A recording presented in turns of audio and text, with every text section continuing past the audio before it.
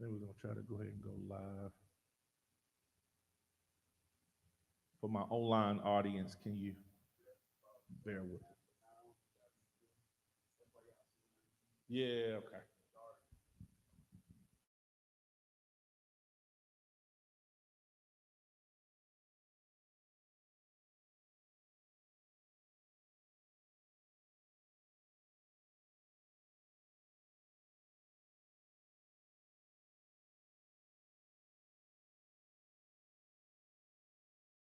We will be getting started very soon with this evening's topic.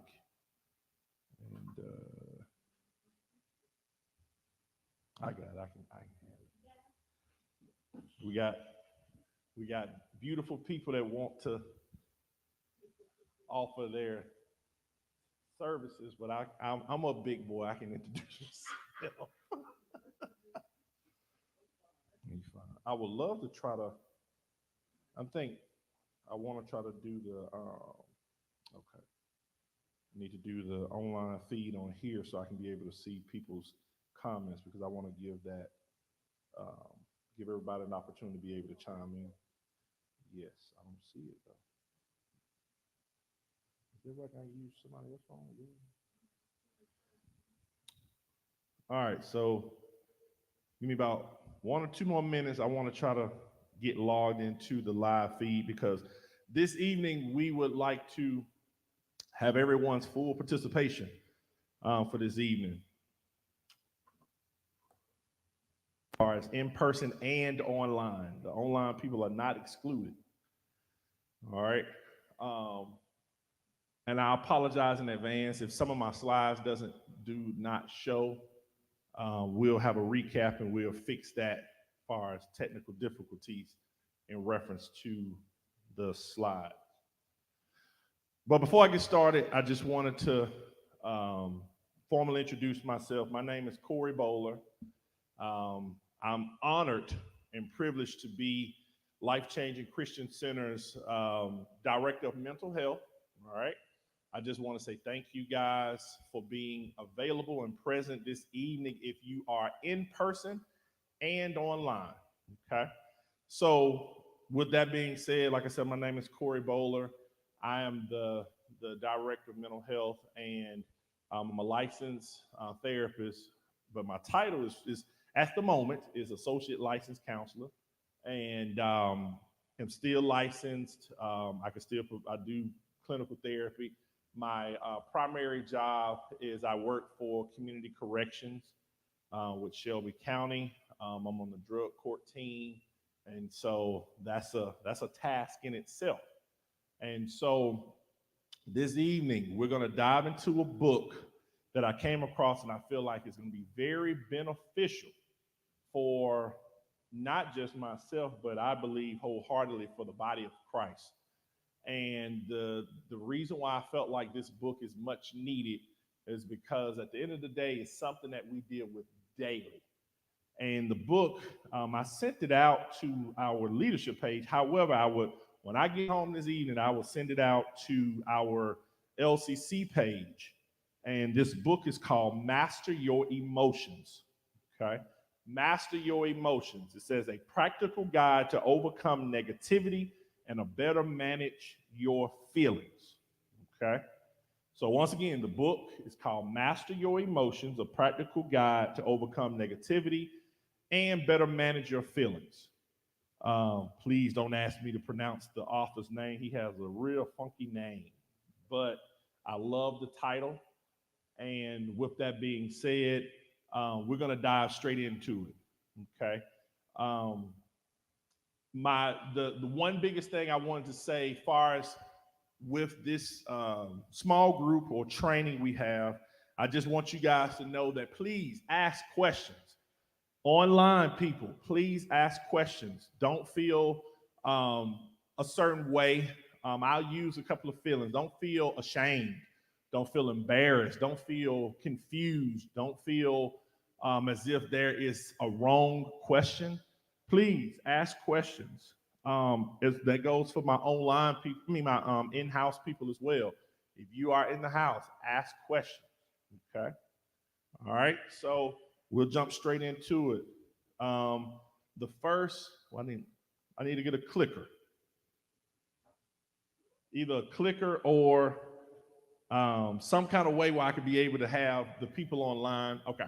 So the first order of business, I want you guys to understand this. For tonight's purpose of tonight is solely educational. Now I know the screen is a little blurred, so I apologize. So I don't like to read slides, but for this purpose, since it's kind of blurred out, I will read it because it's important for all of us to know. With this evening and moving forward, this is solely an educational group, right? But what this slide particularly says, this is an educational / small group setting, which should not be mistaken for a counseling group or therapeutic response to any personal or professional endeavor.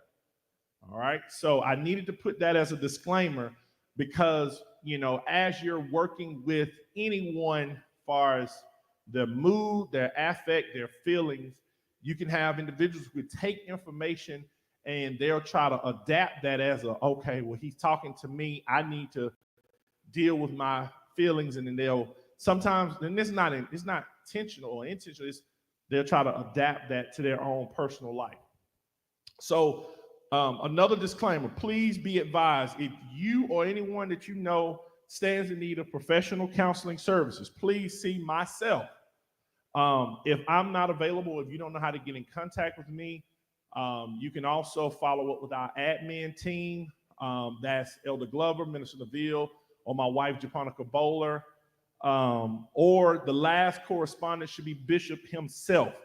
But with that being said, it needs to be scheduled properly and addressed through the proper protocols. The reason why that is so important because a good bit of a time, Bishop is not available. He may be in other prior engagements. However, he had it strategically set up where we all have different duties and assignments to follow. And so with me being over the mental health aspect, and if you're coming to Bishop about a professional matter that requires counseling, there could be a good bit of information that he might say, well, hey, I need you to speak to Brother Corey because this might be in a direction that he can point you to someone or what have you to try to handle that situation. And there might be moments where Bishop might say, well, I'll talk with you and set up a time. So we just ask you guys if you can make sure that you follow the protocol. If it be getting with myself, LCC, the admin team, or Bishop at the last results. Thus far, we have people that's chimed in. How many people we got online so far that you see? We have 5 people. Let me see your phone. I'm gonna have to use yours. And the reason why I want to ask, because I want to give a shout out to Minister Edna Turner, my beautiful wife, Japonica Bowler, this beautiful soul, Sylvia Wilson Cherry, Zenoria's online and in person. Yay. But I wanted to say that because at the end of the day, I mean, it's good to see, you guys. I see Jaylen chimed in. So I wanted to personally tell everyone in person as well as online, thank you. Okay. So Bishop mentioned there's a total of 14. I definitely appreciate it. I don't take it lightly. Thank you so much for being present. I know people have busy schedules and things of that nature. So who's all ready to jump into this book? All right. So and like I also said, if you guys don't have the book, I will make sure that I get it a live copy tonight to try to be able to have for you guys present. So next week on Wednesday, we will have this same exact discussion as a recap, but also we're gonna continue to move forward with this dialogue. So Wednesday, be present. If you could be in the house, that's great. If you can be online, that's even great as well. Okay. All right. So the following things that we're going to cover in this group. The first thing we're going to cover is what are emotions, right? Understanding how emotions impact our lives. That's the first thing that we're going to cover within this book. Second, We're going to talk about what impacts your emotions, identifying negative emotions that control your life and learn to overcome them. Okay. Thirdly, we're going to talk about how to change your emotions, changing your story to take control over your life. And the last one, how to use your emotions to grow, reprogramming your mind and experiences in a more powerful outcome. Okay. So we have within this book is broken down. For tonight's purpose, we're going to only just focus on the first category of what are emotions or what emotions are. Understanding how our emotions impact our life. Okay, so that's the first order of business. And like I said, if you guys are online, have any questions or comments or response, please chime in as well as in person. All right. All right. So next slide. And I don't have a lot of slides. This is going to be kind of like an interactive deal, but this next slide, far as tonight, I want everybody to kind of give me your feedback. We'll start with the people online. If you want to drop an emoji or give a response to how you're feeling right now, okay? We have a multitude of emotions, and I have different emojis online if you can see it, but you have happy, scared, tired, surprised, angry, tearful, shy, confused, sad, proud. There's a lot of emotions that people tend to go through. If you guys would be so kindly online to drop in how you feel at the given moment at 7:10, how do you feel right now? Like I said earlier, this is just solely for educational purposes. This is not a quote unquote counseling session. This is just to get you guys in the mindset of thinking about emotions and how you're feeling right now. Okay. So we got smiley face, we got 100%. Anybody else? This is online. We ain't talking about the in-house people. We're talking about the solely online. Anybody else want to chime in on how you're feeling right now? Chilled. Okay. All right. So, with that being said, in-house, how do you guys feel in the house? Chill. Okay. So we got two people that's chilled. As far as the presenter myself, I'm enthused. And the reason why I want to share that because I've been in training all week from Tuesday today, and I got a last one tomorrow. But I'm enthused because it gives me the opportunity to use a platform that I do day in and day out. And I'm very thankful and honored to bring this to the body of Christ. And at the end of the day, I just want you guys to understand that with this book, it's very strategic because I explained to my wife that, like I said, I give you guys an example. For the people that's in-house and online, think of a book that we receive as a generation far as our upbringing. And the book goes into and it talks about things that we receive that teaches us something. An example, a driver's ed book, right? What are other books or things that are used for personal life? Anybody can think of one outside of a driver's ed book? Even online, if you can think of a book online, go ahead. You got to turn the mic on. What you got? Boundaries, of Yeah, course. got books on boundaries. Okay, Bishop, could you think of any books that teaches about life? Yeah, the Bible, most importantly. Okay, so those are some examples. But yet, as the author talks about this book, he mentioned how it says on here, if you struggle to deal with your negative emotions, I'm sorry. Let me take that back. He said here, there are already plenty of books on the topic, so why add more? And he talked about how there are so many books that are out there today that deals with life, like you said, the Bible and boundaries and driver's ed and other awesome curriculums and books. But yet there's not one book that we can use as a guideline to say, how do we deal with life? And I thought about this on my way here. We we are already living life as it is, but yet there are so many other things that are taking place in life while I'm talking about emotions. An example, hurricanes down in Florida. North Carolina has some damages. Couple of weeks ago, mass shooting in Birmingham. Okay. Not to mention, you might have family members that's going through different circumstances. All these different things impact your emotions. And not to mention, like I told my wife in the car coming here, meanwhile, as you're going through life, when are we taking moments and opportunities to recognize how we feel in that moment? Okay. So it's such a coincidence this morning. The training that I went to, I love these guys.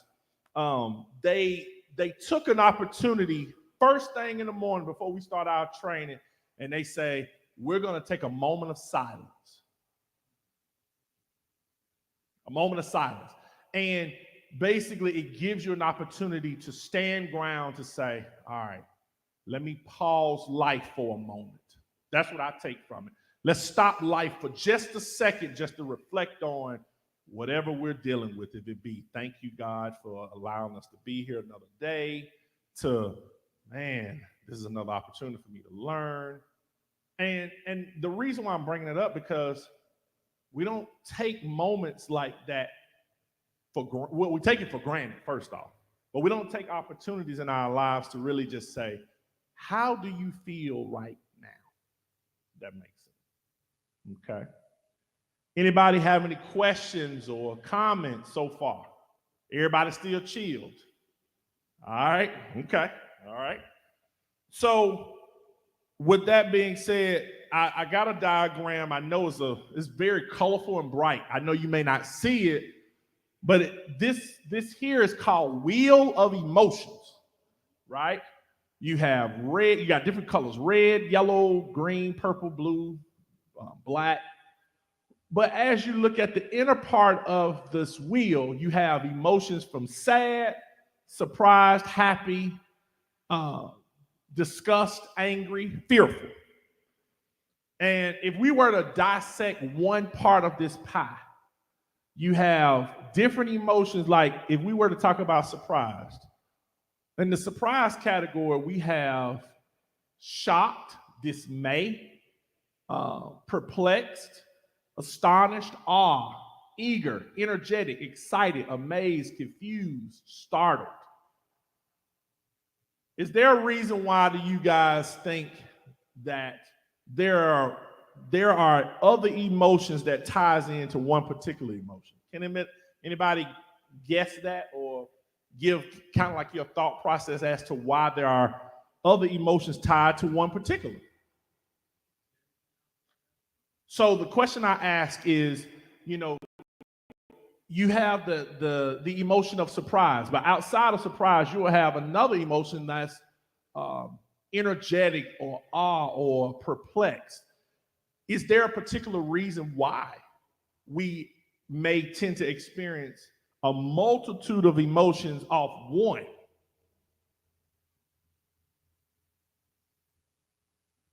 And that question is not just for the people in the house. I would love for the people online to maybe share if how what are your thought process of that. Think about it. As we talk about emotions, we got to dive into. We can't just stay in the 3 feet of water. We got to actually go deep into 5 feet, 6 feet, and beyond. Go ahead, Azanor. I'm gonna take a stab at it. What you got? There's no right or wrong answer. I just asked the question. Okay. Well, I mean, I would think it was because different situations. I mean, even though you might be sad, it's a different sad than like you at a funeral. Mhm. Than you sad that I didn't get a job, but I still got a job. It's different aspects of the situation. Right. You kind of delve through the different pies, Yes. sections of the pie. Yes. Anybody else? I think each emotion, if not dealt with, or when you're dealing with it, carries another emotion with it. I don't think any emotion ever travels alone, if that makes sense. So I think fearful doesn't always mean you're going to be scared, but it could mean weakness, tired, fatigue, can also be a sign of, fearful. But if we don't know that, then we will think something else. But I think each emotion carries different gateways of other feelings along with it. Yeah. Think about it to this degree. Each emotion carries a different layer, if that makes sense. There are more layers to us as people. Okay. So an example, and I'm using this, I'm standing here on these lights, right? To the naked eye, for the participants in-house as well as online, you guys might say, well, he's happy, right? So to your eye, I'm happy. But if you don't know how I really feel, what if from the whole week up until now, I may have felt optimistic, but I don't share that I'm optimistic because, you might have individuals who may not want to use that type of word or a big word, as we say. But at the same time, we as a people have to know how to be able to recognize how we feel when we're going through life and taking those opportunities to be able to slow ourselves down. Okay. So in this book, I took some notes. I'm gonna just kind of ask you guys, for those, if anyone has read it, that's great. But I took some notes in the book, and one of the notes that I highlighted, and I highlighted a lot of stuff. One of the things I highlighted says, feelings manifest as physical sensations in your body, not as an ideal in your mind. Perhaps the reason the word feel is so often overused or misused is because we don't want to talk about our emotions. So how do you feel now? So the content of the author and the context is asking, so if you are overused or misused and you don't want to talk about your emotions, then what are other ways that people can recognize that you are going through a situation? Online people, please chime in. Someone says, maybe sometimes if there's a previous trauma from something before, those held emotions could also be released. Okay. So now we talk about an aspect of trauma. All right. So, and this, I don't have a slide up here, but it made me think about what could be different systems that challenge or forces us to have emotions. Systems. Think about a system. So I'll give an example. What are systems that challenge our emotions? An example, if you are in school, that is a system. You go to school every day. You have to see the same teacher. You have to deal with the same cafeteria lady. You have to do the same schoolwork, homework. You have to deal with the same peer pressure or bullies. Those are systems.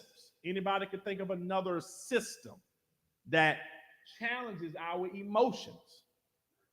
Work. Oh, yes. Work is a system. You have to prepare mentally to wake up in the morning to say, I want to go.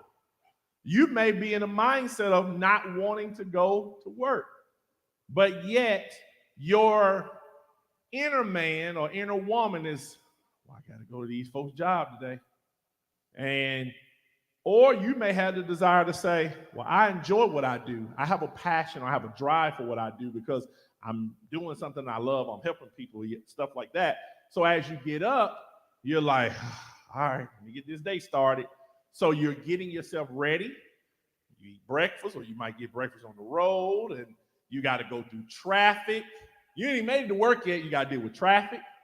You got, as you're in the car, you're listening to the radio. The radio probably saying, weather's going to be bad today. And, oh, I left my umbrella at home and all that stuff. Not to mention your favorite parking spot is gone. You know, you stop by a restaurant to get you something to eat, your coffee, but your favorite parking spot is gone. So now, emotionally, you already kind of like, oh, God, it's going to be one of them days. Okay. All right. Someone says military. Okay. Military is definitely a system. Okay.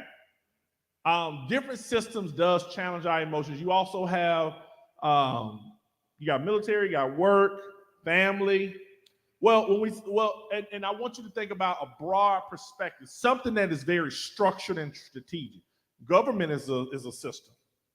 You know, you're dealing with the government. You know, you're going through the political party right now. You can't make your mind up if you're gonna vote. We got the lesser of two evils. Man, these folks don't care about us, so I'm just not gonna vote. So you got all these different things that affect your emotions. And I didn't put that on the board as a slide, but it was something that made me think about, because our emotions are compromised daily. Okay, daily. Which brings me to my next slide. I want you guys to think about this. On here it says, fun fact, on average, how many emotions does the average individual experience within an hour? It says 10 to 20 shifts of emotional states. So on average, we're experiencing over 200 different emotions within 60 minutes. 200. So you can start out being woken, and you're like, yes, it's gonna be a great day. By the time the day over with, you get home, I don't even want to go home. You're depressed or you're sad, because within that whole day, what if you got some news that you weren't expecting? You know, so we as individuals, our emotions are so constantly always on the go, if that makes sense. All right. But on here, I had different emotions such as your rejection, guilt, envy, jealousy. And on here, another point I wanted to point out, it says, why is it important to talk about your emotions? It says, how you feel determines the quality of your life. Your emotions can make your life miserable or truly magical. That's why they are among the most important things to focus on. Your emotions color all of your experiences. When you feel good, everything seems, feel, or taste better. When you also think better, your energy levels are higher and possibility seems limitless. Conversely, when you feel depressed, everything seems dull. You have a little energy and you become unmotivated. You feel stuck in a place mentally and physically you don't want to be, and the future looks gloomy. Okay? So it says your emotions can also be as a powerful guide. You can tell, they can tell you something is wrong and allow you to make changes in your life. As such, as they may be among the most powerful personal growth tools you have. Okay? All right. Thus far, anybody have any questions, either online or in person? Questions or comments? I love the fact that you brought up. I never noticed or thought about the different emotions throughout the day. Over 200, averaging 200 different emotions a day. That is and that's enough to make you tired. Like, that's a lot of mental work on a daily basis. That's and then 10 to 20 shifts in the emotional state per hour. That is that's very intriguing and eye-opening. There was a lady that I came across that I want to find more of her information, and that came from Dr. Lisa Feldman. She's a psychiatrist from Northeastern University, and all she studies is science of emotions. That's all she studies, about emotions.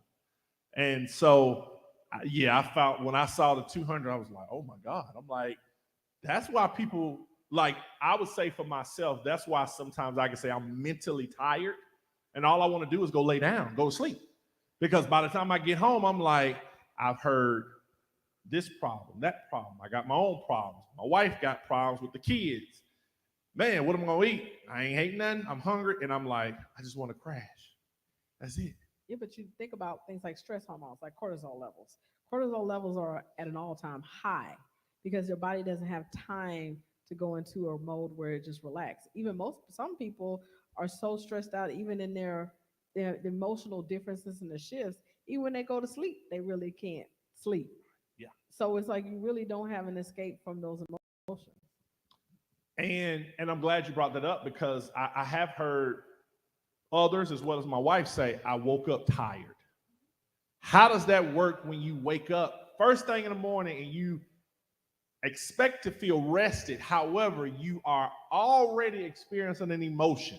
Tired is an emotion. So how can you try to start your day successfully if you're tired? Not to mention you're hungry, not to mention you're thirsty. Then you have a day that you have to start, and the day ain't even started. It's like 6 o'clock in the morning. So, yeah, that's why I felt like, honestly, this book is a necessity because, and let me throw this plug out there. I'll go ahead and say it. This book isn't just for adults. I would love to have kids involved in this discussion because think about it, our children have emotions as well. Our children, you'll see it on their face. Kids, they'll have this look of, I don't want to be bothered. I've literally have walked past children in our own ministry that have a look of, don't talk to me. And you can say, hey, how you doing? They just walk past you. They're going through an emotion, and it's not to try to fix the situation, but it's just to say, hey, I'm available if you need. How are you? Or whatever. You don't have to be a licensed therapist just to check in with someone to say hello. You know, I love my lady, Sister Sylvia. She'll come up to you and just give you a hug. And guess what? Those hugs can go, you can go from, man, I'm tired of dealing with these kids, to soon as she give you a hug, your mood change just like that. Okay. So we got some people online. Someone asked, will stress be considered an emotion? For the people in house, what are your thoughts? Do you think stress is an emotion? We got one person shook their head, yes. Bishop, what you think? Do you think stress is an actual emotion? Yes.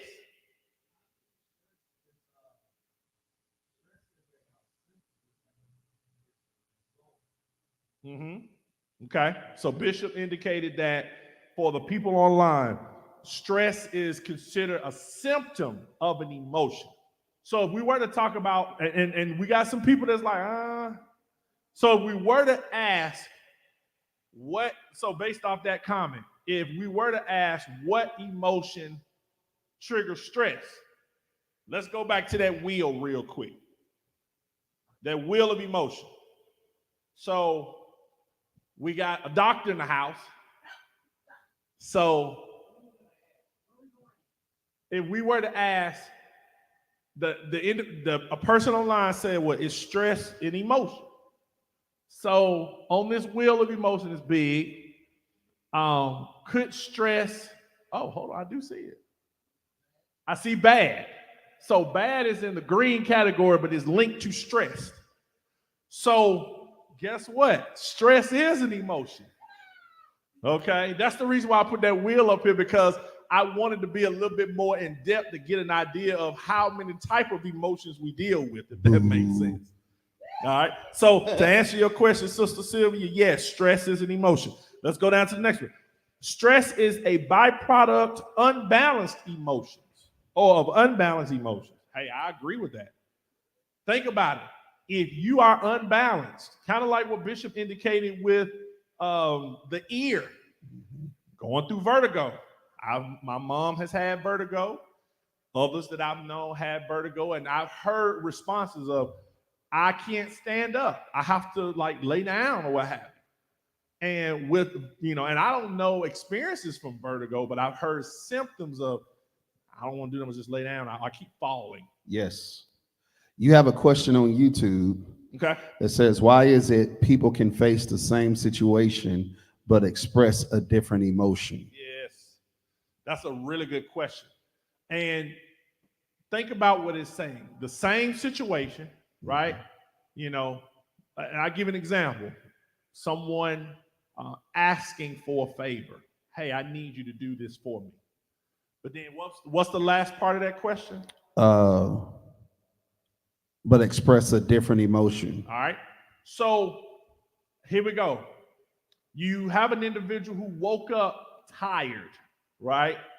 And I'm not going to sit here like I know everything. So I'm not going to paint this picture like I'm all knowing and things of that nature, but I'm going to just give an example. So an individual wakes up tired. They have to go to a long 12-hour day at work. They get a call on their way to work, still tired. Hey, I need you to do me a favor. The person who asked for the favor knows that they're en route going to work and they can't redirect their attention to what is needed at that moment. So their response is they might become angry and they may become disrespectful on the phone. You know, I got to be to work. I can't stop what I'm doing to deal with you right now. The main reason, why do you think it's the main reason why they reacted, this individual reacted the way they did? Because they were tired. Mm-hmm. And they may not necessarily tell the person who's asking the favor, hey, I'm tired right now. But in their tone, their delivery, I don't want to talk to you right now. I got to go to work. You know, like they just very short-tempered, very like, I don't want to deal with this. You always call me. I'm tired of dealing with this. And they hang up.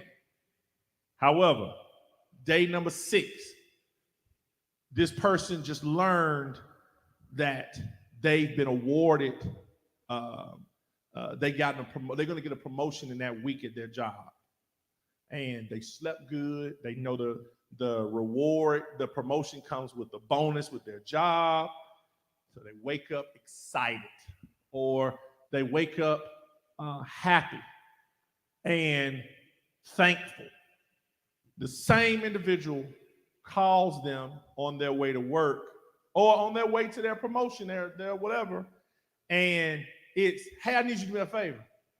Do you think their reaction is going to be the same way as it was when they were tired? Mm-mm. It's going to be totally different.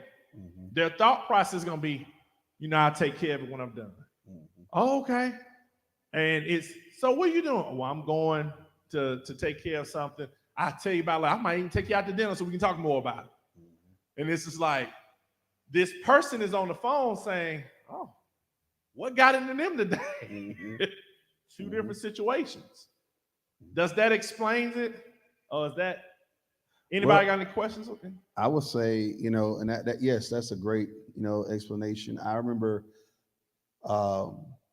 you know, unfortunately, I lost my father earlier this year at New Year's of this year. He passed. Mm-hmm. But I remember a friend of mine, a very close friend of mine, who lost his father as well.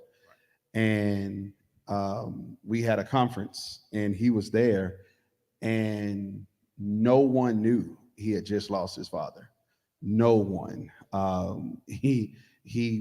mean, it was surreal. And I guess for me, I was kind of like, okay, he must be in a moment of denial. He must be, but that was just the way he processed it, you know. But I know when I lost my father, you know, I still had to, and I'm not saying that he didn't, because I wasn't behind the scenes, you know.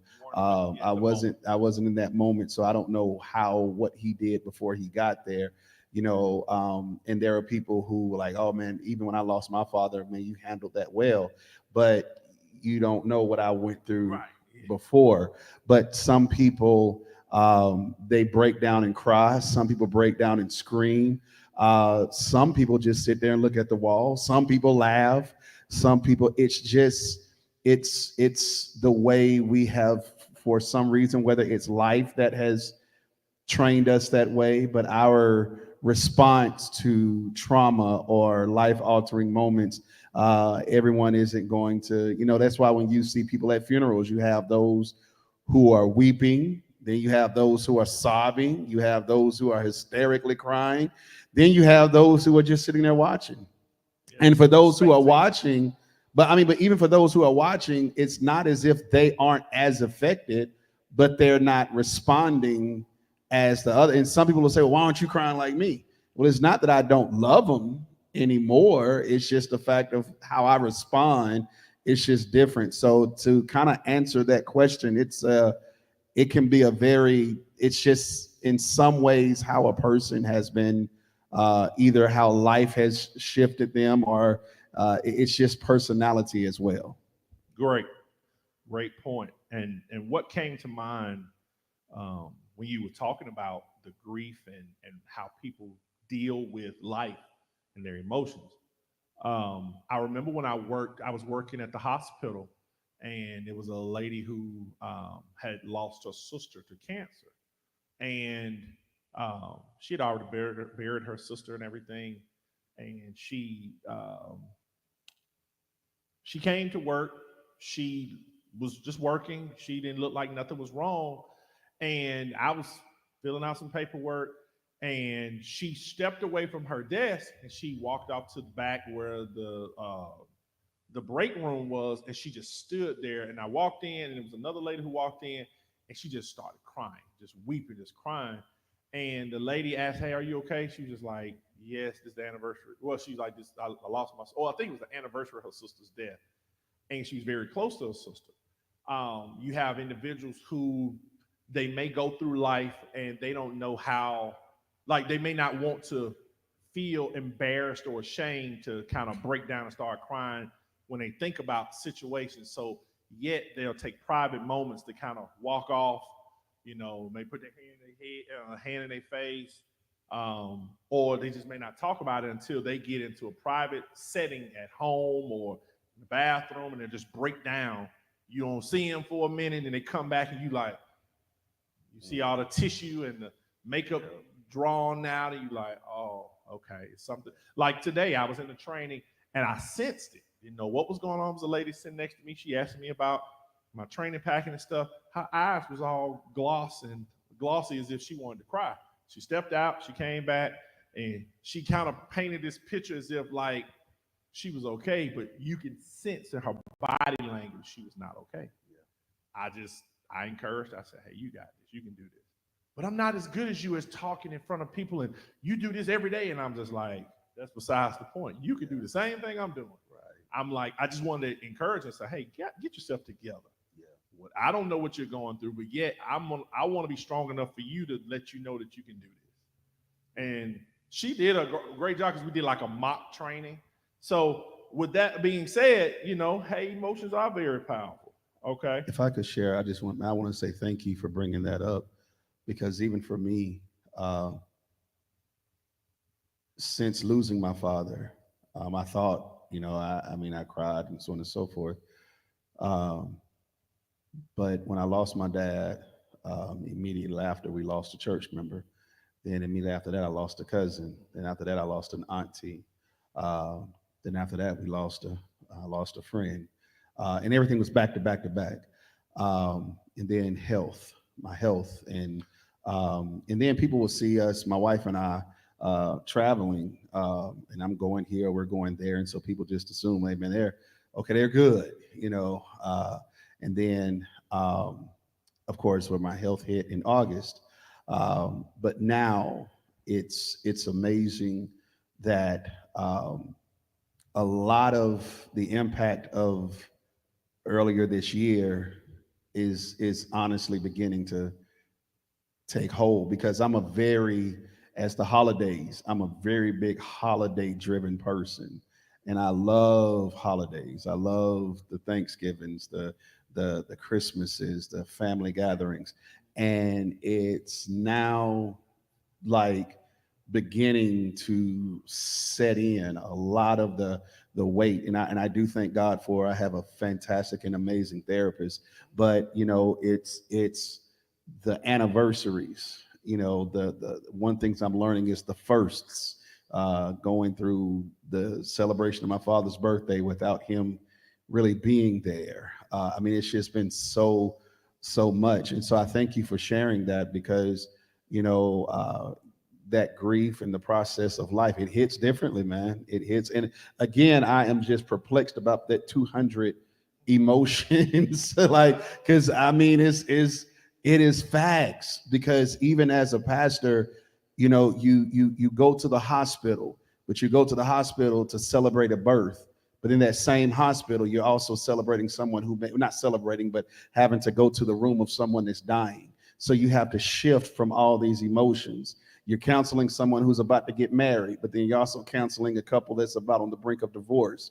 And so you're having to shift through all of these emotions. And it's like, man. And so that is so eye-opening with that. But thank you for bringing that up. And at the end of the day, it was just something that came to me as I was driving. Like, Lord, what's one thing that we deal with universal as an individual that we can all resonate with? And I came across this book, and I was just like, hey, that's going to be it. We need to, because I didn't want to bring owe anything to the mental health aspect of what, you know, our church has, but I wanted to be something as an opportunity for us to really grow as a church. That's why I said I would love to have the kids online. I know they have school, but if the kids could be online, or we could do this with the kids, separate type discussion as well as the adults, because it's so, like I said, there's no textbook on how to live through these different emotions. Okay. A couple of people online said, everyone processes grief and loss differently based on a plethora of external and internal factors. Very true. Another one indicated, why is it that some people may not realize how much stress they are under until something tense, such as a stroke, happens, or they are emotionally blacked out? Well, I'm going to answer that question. I've had people call me, can you do marriage counseling? Well, it'll be either the male or the female. Do you offer marriage counseling? And when I get more insight or ideas as to what is taking place, as to what makes you contemplate, I'm marriage, I'm talking divorce. Marriage counseling because we're going through a divorce, or we're separating, we're thinking about divorce, and the other one leaving the other. What tends to happen, what goes through my mind is, how did you get to this point? Now you want to reach out to an individual that can provide counseling services. What has your life been like beforehand, which led you to make this decision? And it baffles me, because at the end of the day, I don't like to see anybody go through a separation, or let alone a divorce. But you don't know the behind the scenes of what's happening within that household. You don't know if there's a situation where the spouse, like the male spouse, is abusive. You don't know if the female is abusive. You don't know none of the underlying details of them getting to a place of saying, I want to leave my significant other. But yet, it's going to be important to be able to talk about, if you're in a relationship, it's going to be important to be able to talk about these different emotions and feelings to your significant other. In the training that I'm in, the guy shared with us yesterday. He said, go home and have pillow talk with your significant other about this training. And I wrote the word pillow talk down. And I was just like, oh, I like that. And it made you think, okay, let's have a moment we get able to process and talk about our day. At some point, and I know my wife gonna hit me with this, but at some point, asking, how was your day today? Is there anything that I can help you with? Or what was the best part of your day? There are so many different videos and like parenting tips on, rather than just ask your kids, how was your day today? Oh, it was good. And they give you that one liner. No, there are different catchphrases you can say. Hey, who did you eat lunch with today? Oh, I ate with Johnny. What did y'all have for lunch? Who did you play with on the playground today? Did you do baseball? Did you do kickball? Like, there are open-ended questions that can pull more out of your your son or your daughter as they're talking, because you can learn a lot from these open-ended questions rather than it just being, hey, how was your day? And then they just get, it was good. And then that's it. But then all of a sudden, the child goes into their room. Now they writing a letter. Man, today was terrible. And then you walk in the room, you find out, oh, it's really terrible. Now you get mad at your child for them not being open or transparent with you, but you asked them what you received. Yes. Because I'm like reviewing and talking about and thinking about lately is the table discussions. We no longer in our society have table discussions where you're kind of forced, unfortunately, to be there with your children. And instead of, like you said, asking how you're doing and how was your day, and then getting a one-word answer, you can't exist like that for a whole meal. So you start answering and asking little questions, but now we spend more time with, okay, I'm gonna grab this, I'm gonna throw this at the child, eat that, and then I gotta go give them a bath and then do this and that and that.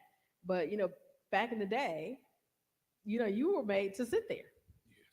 Yes. And you were made Yes. to talk and answer questions and eat your food. Yes.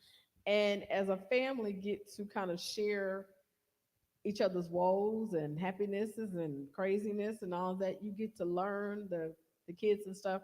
But I think as a society, we've gotten into, it's a book that I'm reading called Grind Culture, that we're grinding from one thing to the next. And we get to this place where, like you said, you're kind of, how did you get to the point where you're like going off the edge? How did you get to the point where you're having a mental breakdown?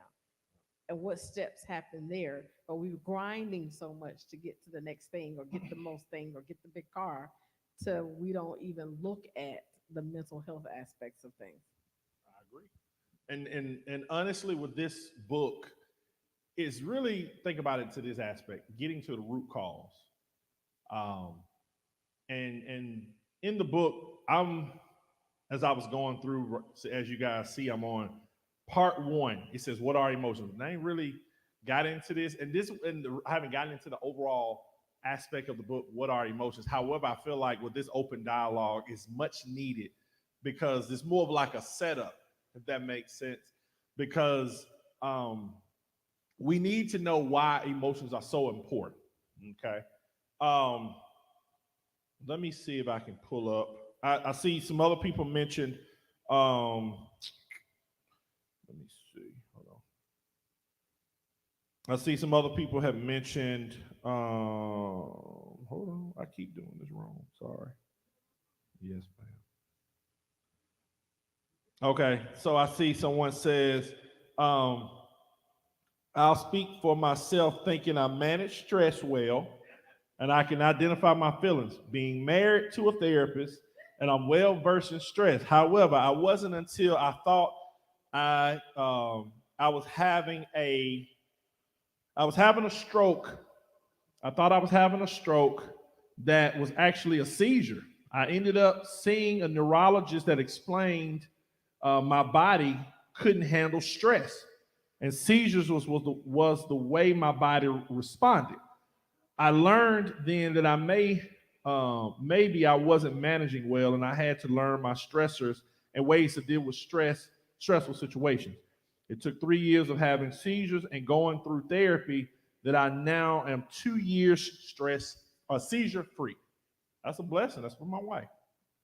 Okay, and we should celebrate moments like that because honestly, you don't want people to be to live in bondage. Okay. That's definitely a testimony. Okay. And you're talking about someone first in having to witness that. I'm so thankful that we are beyond that point in our life. So on here, okay, and I know we got about 8 minutes. We're gonna try to do what we can within this short window. Anybody have any other comments or questions online? I see someone said, I remember growing up as a child and my father used to have family night every Thursday.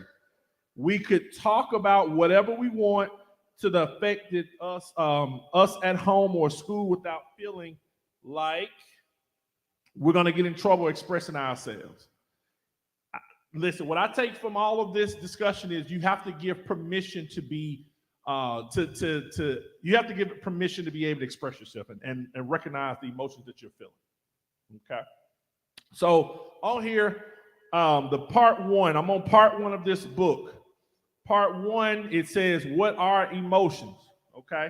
So my little tab that I made some notes on, I highlight, I says, while you know most rejections are no big deal or nonetheless feel the emotional pain, if you listen to your mind, you may even create a whole drama around it.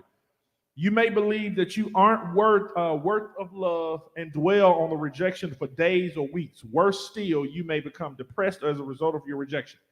So I love to use situations as teaching moments.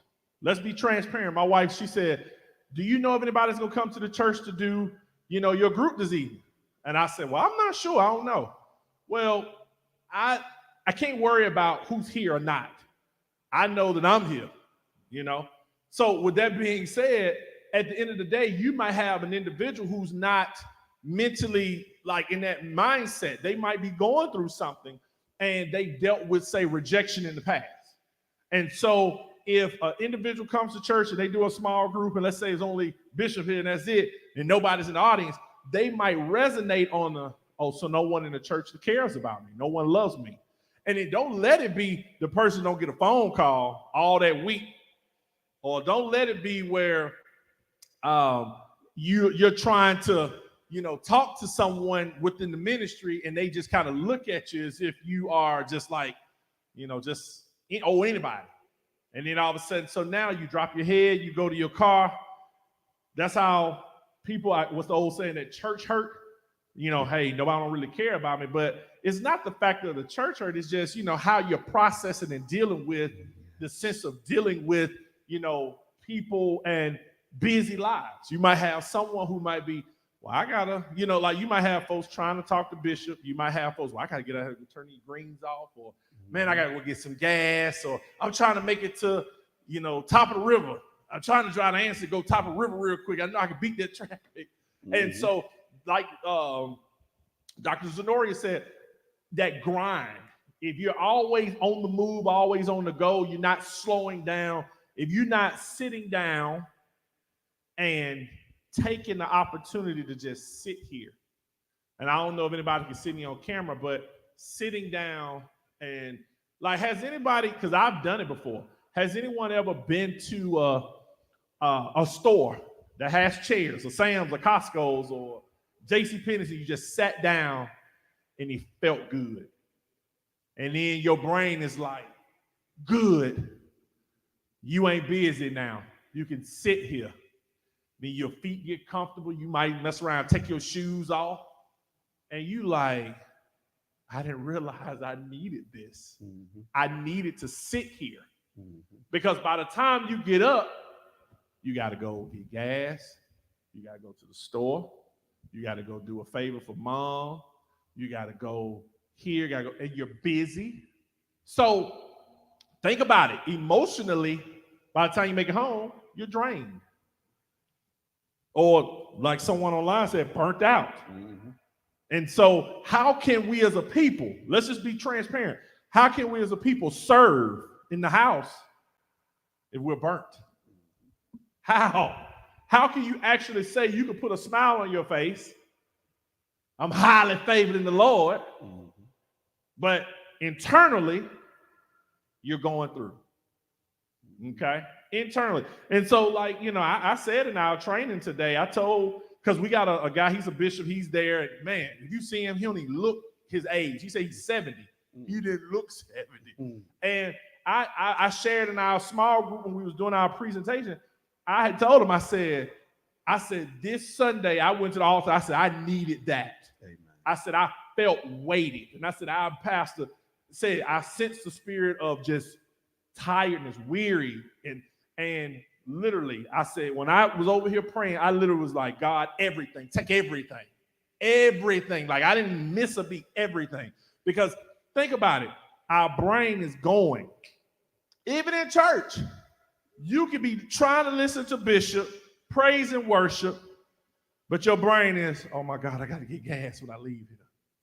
Oh my God, what am I going to eat? I don't get paid to Friday. I do. Sometimes it happens to me, and I have to try to get back focused. So we have 2 minutes left. I pray that this discussion tonight was real, authentic. I pray that it's something that resonated to you guys. I'm very honored once again to be able to have this discussion. Remember, we're going to do this again on Wednesday. I'm not sure if we're going to do it online next week or we're going to be in person again. Bishop, you had a question or comment? No, I just want to say thank you for sharing. I think that is the most important factor that, and I can only speak for myself, that whenever I found myself in a place of burnout, it was majority of the time because what was burning me out is what I was refusing to lay at the altar, what I was refusing to give to God. I was worrying myself. I was trying to work myself out of situations and circumstances, and I didn't lay it at the altar. And thank you, because a lot of times one of the things that we never want to get to the place of doing is becoming, isolated from the help of God, that we don't go before him and get the strategies, because he'll simplify our life along with us being real with where we are. So I want to say to you, thank you for sharing that testimony, because a lot of times what's burning us out is what we're choosing to hold on to. So I want to say thank you, Yes, thank you, and thank you for just being real and honest, and thank you for tonight. Thank you for this. So I'm looking forward to it. Thank you. Yes, sir. I mean, and honestly, before I got up, I literally was like, "Don't go back. Don't pick that back up." That's why I kept saying everything, God, everything. I mean, that's how I felt. So once again, like I said, it's gonna be on Wednesday. We'll start at 7. I can send out the actual book, the electronic copy of the book, so everyone can have access to it. I ain't finna gatekeep a book. I mean, hey, I ain't getting paid for this, but I want you guys to have the same information I have. And if you have any questions going into next week on Wednesday, we'll dive straight into it. We was on chapter 1 about what are emotions. I'm gonna try my best to double up to do 1 and 2. So we can try to stay on task. But yeah, if we don't have any more questions, if you want to cut the feed, Bishop, that'd be greatly appreciated. Thank you, everybody online, for joining. I'm gonna try to keep this within that 1 hour. So that's all you're gonna get. But if you got any questions beyond that, come find me at church on Sunday. Y'all have a blessed evening.